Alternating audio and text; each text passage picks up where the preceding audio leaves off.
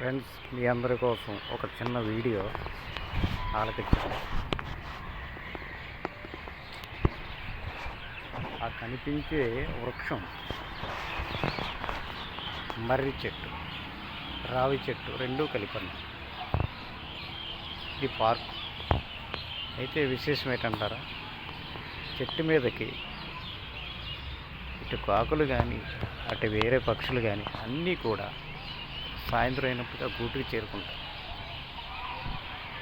దీనికి అర్థం ఏంటంటే ఐకమత్యత. ఒక కాకి చనిపోతే 100 కాకులు వాటి చుట్టూరు ఉంటాయి. ఎందుకు చెప్తున్నా అంటే ఈ మాట, ఇప్పుడు ఉన్న కుటుంబాలు ఎవరికి వారే యమునా తీరే. సంపాదన లక్షలు కోట్లు ఇదే తప్ప ఉమ్మడి కుటుంబాలు తగ్గిపోయినాయి, అభిమానాలు తగ్గిపోయింది. ఎంత సంపాదించినా ఏం ఉండదు. అక్కడికే ఆ పరమశివుని ఆశీస్సులతో అందరూ ఈ సంవత్సరం నుంచి ప్రపంచం అంతా సుభిక్షంగా ఉండాలని కోరుకుంటూ ప్రతి కుటుంబం కూడా ఐకమత్యంతో బంధువులు, మిత్రులు, స్నేహితులతో ఆనందంగా గడపాలని కోరుకుంటున్నాం. చూడండి, ఆ పక్షులు కిలకిలమని సాయంత్రం పూట ఆ చెట్టు మీదకి ఎలా వస్తున్నాయో మొత్తం అన్నీ కూడా.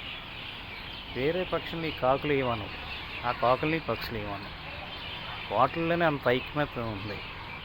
అందుకే మనం ఏ మతమైనా ఏదైనా అందరం కలిసిమెలిసి ఉండాలి.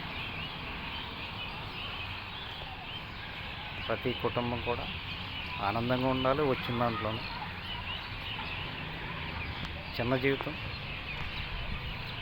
ఎవరో ఏదో చేశారో మనం చేయడం కాదు, మనం ఉన్న దాంట్లో తృప్తిగా చేసుకోవటమే అదే జీవితం.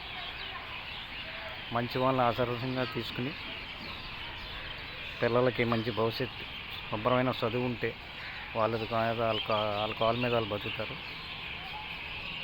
ప్రతి ఒక్కళ్ళు కూడా ఐకమత్యంతో ఉండాలి, కుటుంబ విలువలతో ఉండాలి. కుటుంబ విలువలు చాలా ముఖ్యం ఈ రోజుల్లో. కరోనా తర్వాత అంతా చూసాం, కోట్లు ఖర్చు పెట్టినా మనుషులు బతకలేదు.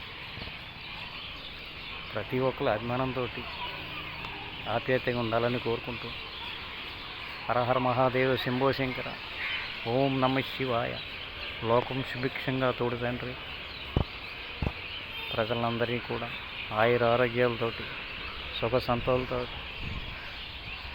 ప్రతి ఒక్క కుటుంబం కూడా బాగుండాలని కోరుకుంటూ అందరూ బాగుండాలి, అందులో నేను ఉండాలి. ఇది ఒక సందేశం. జై భారత్ మాత.